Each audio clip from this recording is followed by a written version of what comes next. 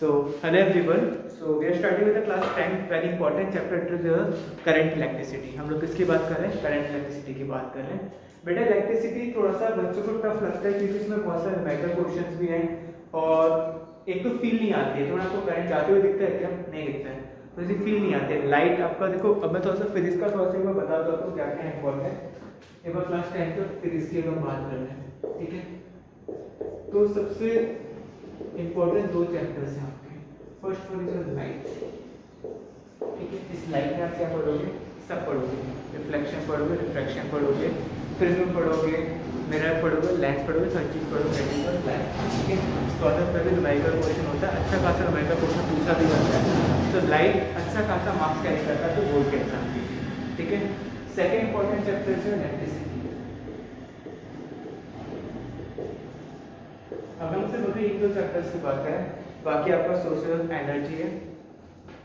सबसे third chapter है, आप खुद से पढ़ सकते हो, किसी की जरूरत नहीं है.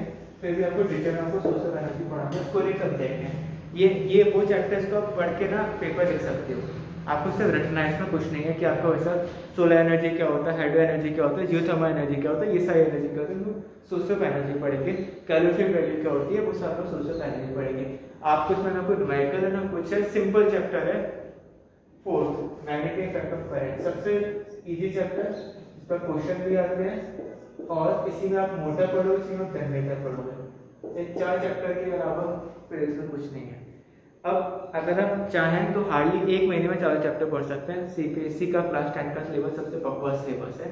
ठीक है, आईसीएससी का कंटेंट बहुत ज़्यादा है, लेकिन सीबीएसई का कहता है 11th में बहुत ज़्यादा कंटेंट बढ़ा देता है.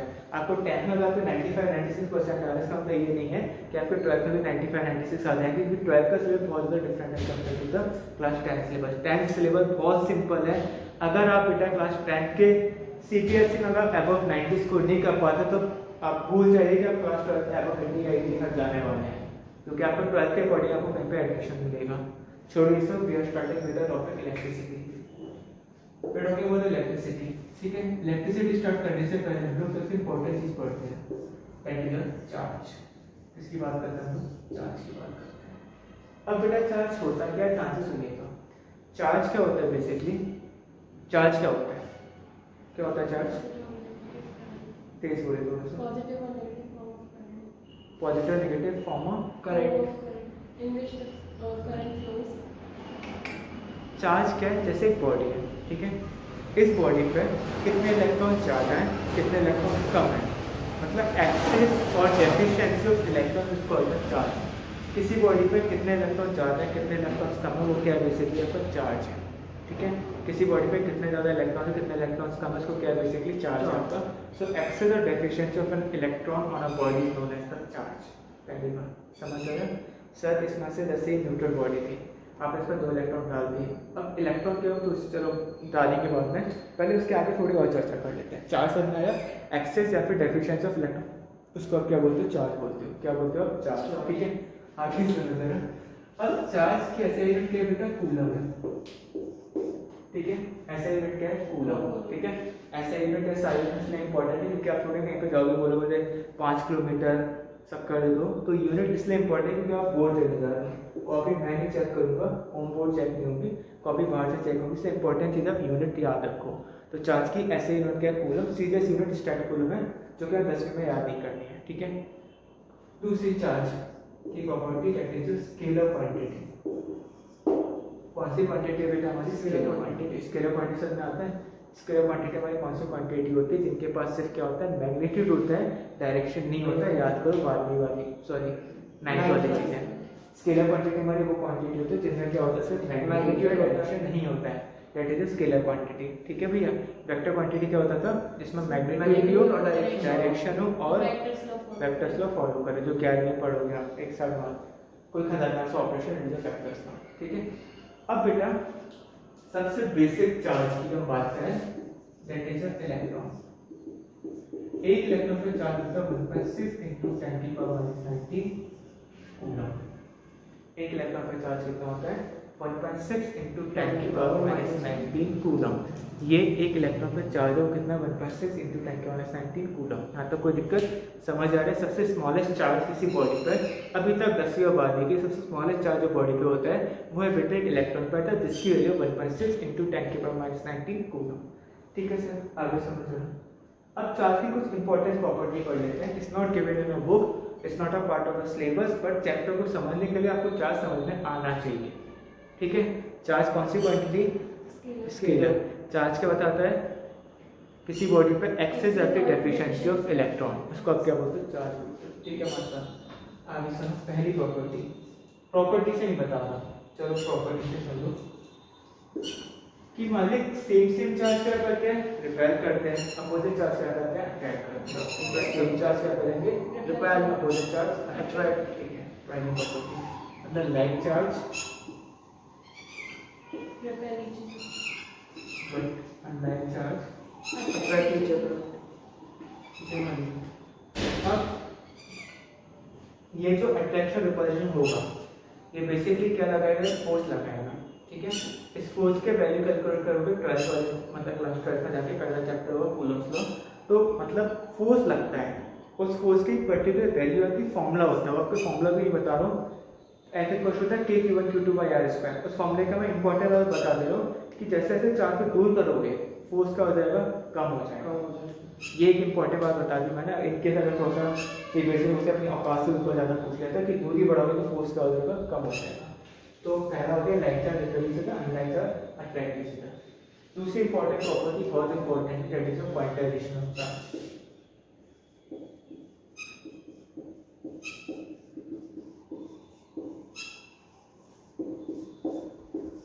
Q बराबर N। किताब में आप डेफिनेशन पढ़ोगे क्वांटाइजेशन ऑफ चार्ज की। तो क्वांटाइजेशन ऑफ चार्ज क्या बोलता है? किसी बॉडी है, कोई आपकी बॉडी है, उस बॉडी पे जो किसी बॉडी पे जो चार्ज होगा it will always be equal to the integral multiple of electron. किसी बॉडी पर जो चार्ज होगा it will always be equal to the integral multiple of electron. इस लाइन का मतलब क्या है? ये बॉडी है, इसमें यहाँ पे 2 इलेक्ट्रॉन होंगे, 4 इलेक्ट्रॉन होंगे, 10 इलेक्ट्रॉन होंगे, 15 इलेक्ट्रॉन होंगे, 20 इलेक्ट्रॉन होंगे, 22 इलेक्ट्रॉन होंगे। ऐसा नहीं कि फ्रैक्शन के फॉर्म में हो कि 1/2 इलेक्ट्रॉन हो, 1/4 इलेक्ट्रॉन हो, 3/5 इलेक्ट्रॉन हो, 8/5 इलेक्ट्रॉन हो। ये चीज़ पॉसिबल नहीं है। सिर्फ फ्रैक्शन के फॉर्म में नहीं होता है, किसके फॉर्म में होता है? इंटीजर के फॉर्म में होता है। That's why this property is called the quantization of charge. Quantization means quantization मतलब क्वांटा के फॉर्म में, मतलब नंबर के फॉर्म में। आप 10 चीजें ले लो, आधा काट के नहीं ले रहा है। इलेक्ट्रॉन का डिवाइड है, इलेक्ट्रॉन काट दोगे, आप विजिबल ही नहीं, आप काटोगे क्या? नेकेड आई से विजिबल है क्या? नहीं। सो किसी बॉडी पर जो इलेक्ट्रॉन का पूरा पैकेट के फॉर्म में आता है, 10 इलेक्ट्रॉन, 20 इलेक्ट्रॉन गए, 15 इलेक्ट्रॉन आए, 15 आए, इस टाइप का बेसिकली। या समझने का तरीका ये, एक ऐसा जिद्दी बच्चा है फिर जिद्दी बच्ची है, इसको पूरा चाहिए। अब अगर चॉकलेट में तो पूरा चाहिए, आधा अधूरा सा खेल ही नहीं होता उसका, वो रोटी है पूरा। 1 चॉकलेट, 4 चॉकलेट, 5 चॉकलेट, 10 चॉकलेट, उस टाइप की चीज़ है। So quantization of charge is the property through which it shows that the charge on a body is always equal to the integral multiple of electron। ठीक है, ना तो कोई दिक्कत, समझ आ रहा है? दूसरी प्रॉपर्टी होगी। ठीक है, तीसरी प्रॉपर्टी क्या है बेसिकली आपकी? उसको प्रॉपर्टी के नाम से नहीं समझो, ऐसे समझो। सर एनी मींस क्या होगा? एन होता है बेटा नंबर ऑफ इलेक्ट्रॉन्स। एन की वैल्यू 1 2 3 4 5 ई क्या है बेटा? इलेक्ट्रॉन का चार्ज। एक इलेक्ट्रॉन का चार्ज कितना होता है? 1.6 × 10⁻⁻⁹ कूलम। तो Q बराबर क्या होता है? N होता है। क्या होता है? N। सो बेसिकली N बताता है नंबर ऑफ इलेक्ट्रॉन्स, E क्या होता है? इलेक्ट्रॉन का चार्ज, जो कि होता है 1.6 × 10⁻⁻⁹ कूलम। यहाँ तक कोई दिक्कत समझ आ रहा है? चौथी प्रॉपर्टी है, प्रॉपर्टी का नाम है एडिटिविटी ऑफ चार्ज, लेकिन आप ऐसे समझो, फर्स्ट सिंपल से समझना चाहिए। एक बॉडी है, ठीक है, इस बॉडी आपको जैसे, अच्छा अब सुनो, एक बार इससे आने से पहले, जैसे ये बॉडी है बेटा, इसने 2 इलेक्ट्रॉन ले लिए, तो बॉडी का चार्ज कितना आ गया? -2 E कूलम। ये बॉडी है, इस बॉडी से 2 इलेक्ट्रॉन रिमूव कर दिए, चार्ज कितना आएगा? +2 × 1.6 × 10⁻⁻⁹ कूलम। 2 इलेक्ट्रॉन ले लिए तो चार्ज कितना आएगा? -2 × 1.6 6 into इतना प्लस यहाँ पे क्या सॉरी -2 ही आएगा और +2 आएगा, तो टोटल चार्ज क्या हो जाएगा 0 हो जाएगा, है ना। अगर 4 इलेक्ट्रॉन लेगा तो -4 e कूलम, 10 इलेक्ट्रॉन देगा तो +10 e कूलम। e की वैल्यू कितना 1.6 इंटू 10⁻⁻⁹ कूलम। यहाँ तो कोई प्रॉब्लम समझ आ रहा है, ठीक है। तो 10e 6e 4e 8e ये सारी चीज़ें होती है हमारी, ठीक है। रुक गया, फोन ओवर हीटिंग हो गया यार, तो मैं फोन वापस कर। देखो नाउ बेटा हमने क्वांटाइजेशन चार्ज पढ़ा था लास्ट में। क्वांटाइजेशन चार्ज का मतलब बेसिकली क्वांटाइजेशन चार्ज ये बताता है जो बॉडी उस बॉडी पर जो चार्ज होगा, तो चार्ज पे जो इलेक्ट्रॉन्स होंगे it will always be equal to the integral multiple of electron. मतलब किसी बॉडी पर 2 इलेक्ट्रॉन 4 इलेक्ट्रॉन 10 इलेक्ट्रॉन होगा। ऐसे नहीं होगा कि 1/4 इलेक्ट्रॉन हो जाए, 1/6 इलेक्ट्रॉन हो जाए, 1/8 इलेक्ट्रॉन हो जाए, कभी वो फ्रैक्शन के फॉर्म में नहीं होगा। कभी किसके फॉर्म में नहीं होगा, फ्रैक्शन के फॉर्म में नहीं होगा। That is the quantization charge. अब बेटा हमने ये बात कर रहे थे, इसे बॉडी है, इस बॉडी पर 10 इलेक्ट्रॉन आए, ठीक है, 10 इलेक्ट्रॉन चले गए। जब 10 इलेक्ट्रॉन आएंगे तो बॉडी में क्या चार्ज आएगा, माइनस आएंगे तो -10 ही, जाएंगे तो +10। इलेक्ट्रॉन लूज करेगा तो नेगेटिव चार्ज लूज करे तो बॉडी का चार्ज क्या आएगा, पॉजिटिव आएगा। और बॉडी अगर इलेक्ट्रॉन गेन करेगा तो क्या आएगा, नेगेटिव आएगा। सर ऐसा क्यों होता है, जब आते हैं तो माइनस और जब जाते हैं तो प्लस? इलेक्ट्रॉन है ना, इलेक्ट्रॉन तो नेगेटिव है ना भैया, इलेक्ट्रॉन नेगेटिव चार्ज है कि पॉजिटिव चार्ज है, तो इलेक्ट्रॉन आ रहा है उस पर नेगेटिव चार्ज नहीं आएगा बेटा बॉडी पर। इलेक्ट्रॉन छोड़ेगा तो अपना इलेक्ट्रॉन लेके जाए, नेगेटिव चार्ज लेके जाए तो बॉडी पे क्या आएगा, पॉजिटिव आएगा। 3 होता है ना, पॉजिटिव, नेगेटिव और न्यूट्रल। न्यूट्रल नहीं होता है, कह सकते हो तुम कि जैसे न्यूट्रल कब होता है, जैसे आपने पढ़ा एटम इज न्यूट्रल। इस लाइन का मतलब क्या है,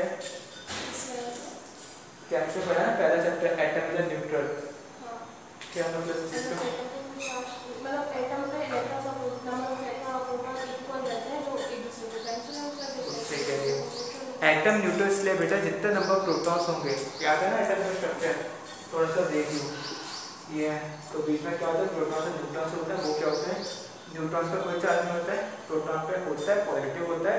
और कितना होता है, जितने इलेक्ट्रॉन्स होंगे ये माइनस आता है, वहाँ पे आता है +1.6 इंटू 10⁻⁹ कूलम, ठीक है। एक प्रोटॉन पे आता है +1.6 इंटू 10⁻⁹ कूलम, एक इलेक्ट्रॉन पे आता है -1.6 इंटू 10⁻⁹ कूलम। मतलब कोई दिक्कत, एक इलेक्ट्रॉन हो गया, एक प्रोटॉन हो गया। न्यूट्रॉन पे क्या होता है, कोई चार्ज नहीं होता है, ठीक है।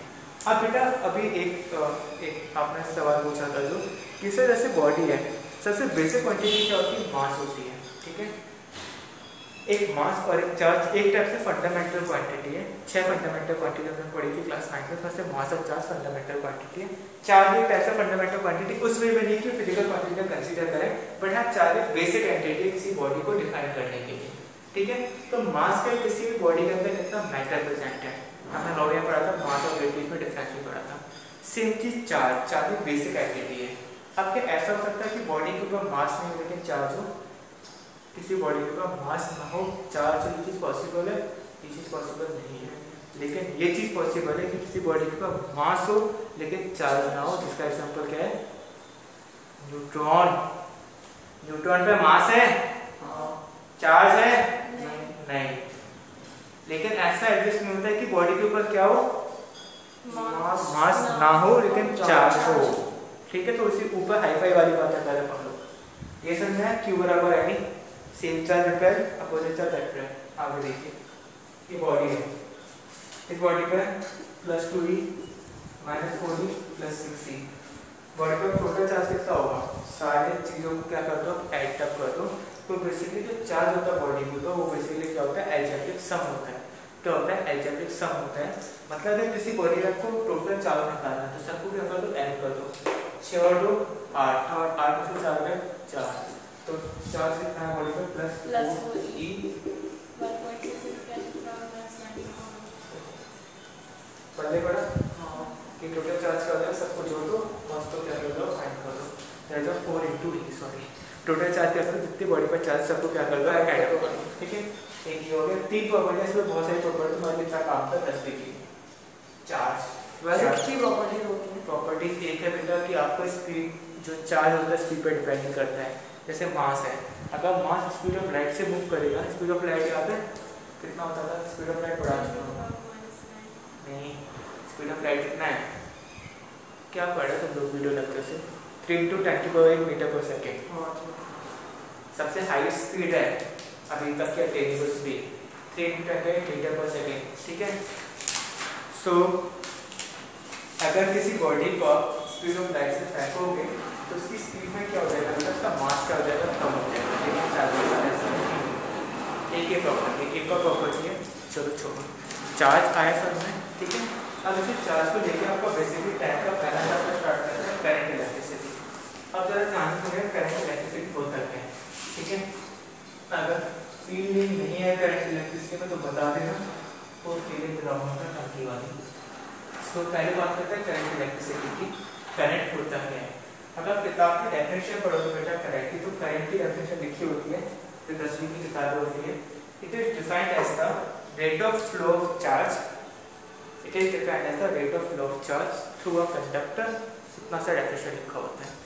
या फिर इसको समझाओ मैं, कोई चार्ज फ्लो कर रहा है कितने टाइम में, इसको बोलते हैं करंट। किसी चार्ज का फ्लो होना पर्टिकुलर टाइम, इसको आप क्या बोलते हो? करंट। मतलब करंट को पहले बात तो दो चीजों से डिफाइन करते हैं, एक छोटा ही, एक आपका बड़ा है। करंट बेसिकली छोटा है या फिर बड़ा है। छोटा और बड़े से क्या मतलब है? आप आगे बढ़ो इसी में, कुछ क्वांटिटी आपने सुना होगा AC, कुछ होता है BC। तो मतलब मैं AC BC पढ़ाऊंगा तो जो छोटी, जो स्मॉल लेटर्स होता है वो शो करता है कौन सी क्वांटिटी? AC quantity. सर आप अपने मन से बता रहे हो क्या? नहीं बेटा, एक सोसाइटी है, ठीक है।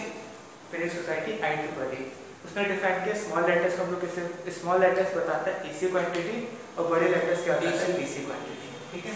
AC DC हम लोग पढ़ेंगे, आगे पढ़ेंगे मैग्नेटिक इलेक्ट्रिक में।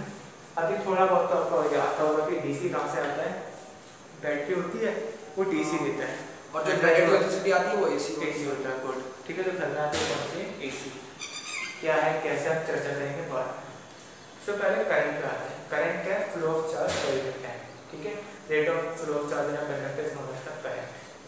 अब ये डेफिनेशन थोड़ी सी अधूरी है, गलत डेफिनेशन दी है किताबों में, तो ध्यान से सुना जो मैं बताना चाहता हूँ। सर और मैं पहली बात तो ये कि उन्होंने जो बोला चार्ज का फ्लो होना, ग्राउंडेड मोशन पढ़ा है?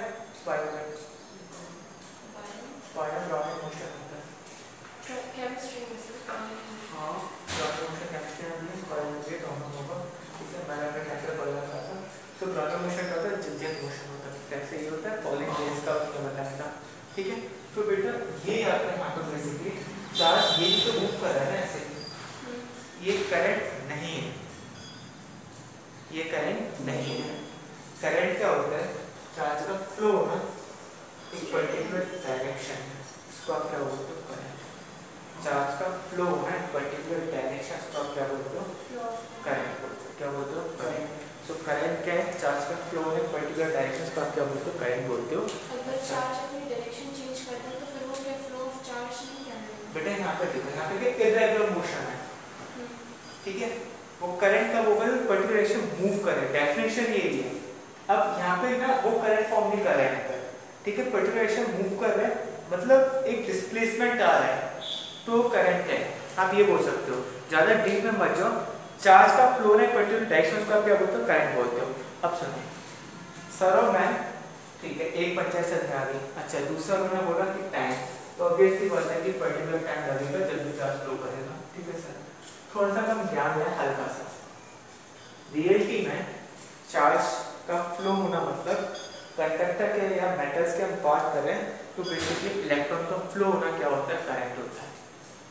इलेक्ट्रॉन्स का फ्लो होना क्या होता है? करंट होता है। उस इलेक्ट्रॉन में दो टाइप के इलेक्ट्रॉन सकते हो, एक फ्री इलेक्ट्रॉन, एक बॉन्ड इलेक्ट्रॉन। अब फ्री इलेक्ट्रॉन कौन से होते हैं? आपने सुना केमिस्ट्री में स्ट्रक्चर पढ़ा है, एटम स्ट्रक्चर। हाँ, इसमें न्यूक्लियस होता था बीच में, हाँ, उसके अराउंड कौन घूमता था? इलेक्ट्रॉन्स। तो जो इलेक्ट्रॉन घूमते हैं उसको बोलते हैं बॉन्डेड इलेक्ट्रॉन। हाँ, कौन से इलेक्ट्रॉन? बॉन्डेड, वो किसी पर्टिकुलर रिंग पे घूमता है, ठीक है। वो बॉन्डेड है, वो बेचारा बह गया है इसके चक्कर में, न्यूक्लियस के चक्कर में, उसी का बेचारे के चक्कर लगाया है, ठीक है, बह गया है। अब फ्री इलेक्ट्रॉन्स क्या है? जो मुंह से ऊपर आ गए, उन्होंने अपनी एनर्जी यूज करके सेल से बाहर आ गए, वो क्या होगा फ्री इलेक्ट्रॉन्स।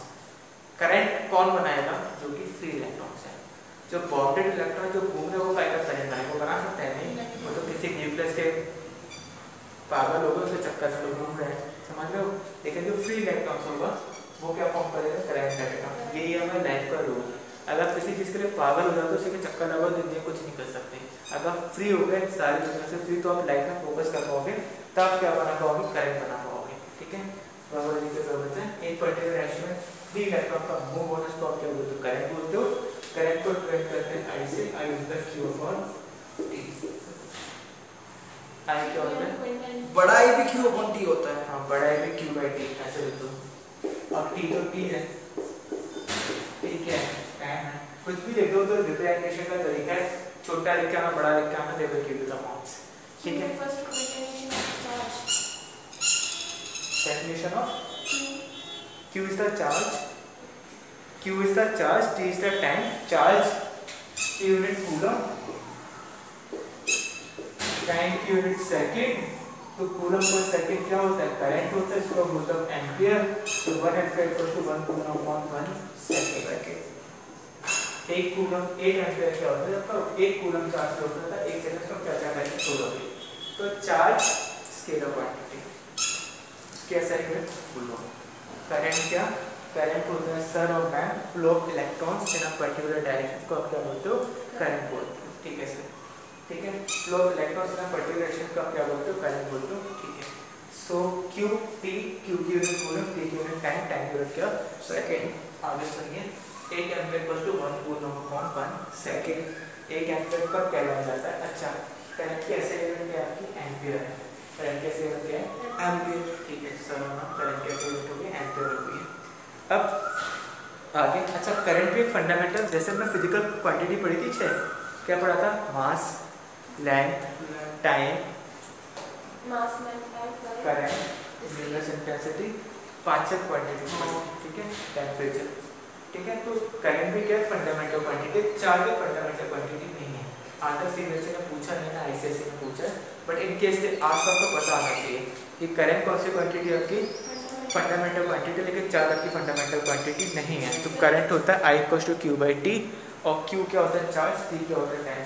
जैसे करंट फंडामेंटल क्वांटिटी है और करंट होता है फ्लो ऑफ चार्ज यानी फ्लो ऑफ इलेक्ट्रॉन्स, तो यानी चार्ज भी एक फंडामेंटल क्वांटिटी नहीं। देखो अब उन्होंने क्या किया, साइंटिस्ट लोगों ने उन्होंने फंडामेंटल में अपने हिसाब से डिफाइन कर रखा है, उसमें हम बहस नहीं कर सकते। उन्होंने 6 फंडामेंटल क्वांटिटी है। अब ऐसे तो डेंसिटी भी होता है, मास अपॉन वॉल्यूम है ना, तो मास भी फंडामेंटल, तो वॉल्यूम भी कंसीडर करते हैं।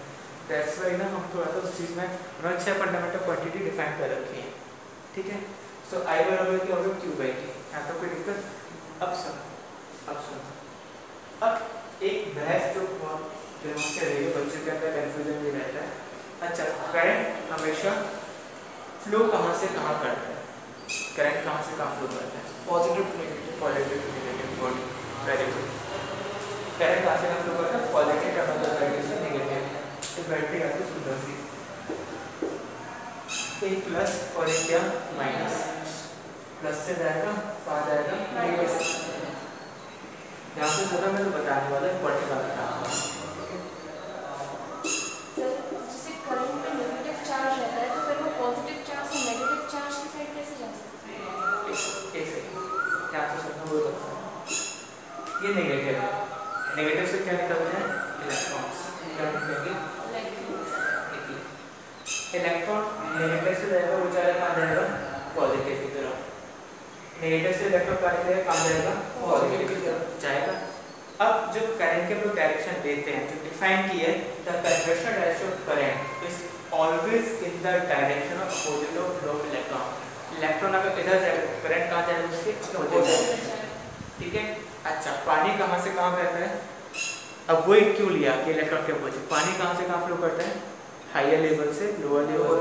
वैसे positive is considered as an higher potential, negative is considered as a lower potential, so the current flows from the higher potential to the lower potential. Current कहाँ से कहाँ फ्लो करता है? हायर पोटेंशियल से lower potential. लेकिन electron obviously बात है, electron क्या नेगेटिव है, तो नेगेटिव से निकलेगा तो कहाँ आएगा? पॉजिटिव की तरफ आएगा।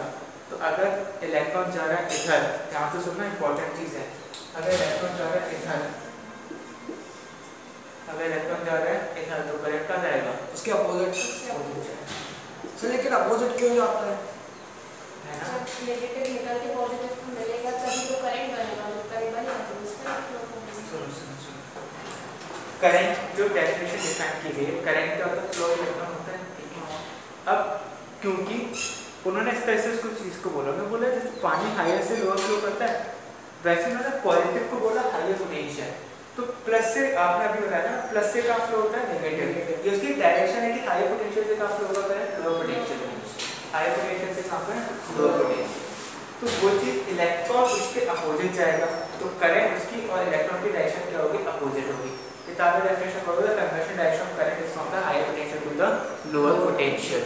करंट फ्लो ही करता है, हायर पोटेंशियल से कहाँ फ्लो करता है? लोअर। ठीक है।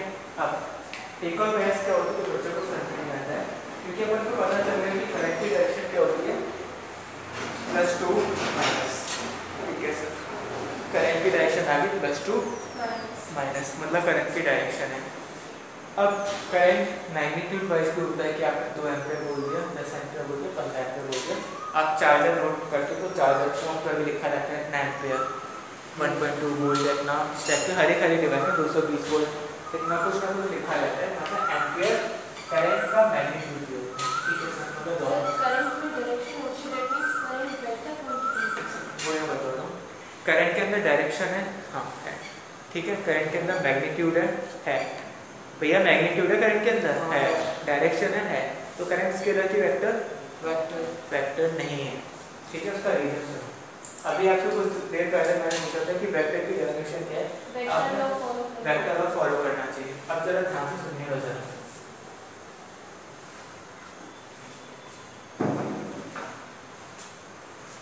ये वायर आ रहा है, ये वायर इसमें से करंट ले जा रहा है, ये आ रहा है 1 एम्पीयर, ये आ रहा है 4 एम्पीयर, तो यहाँ पे कितना जाएगा? कितना?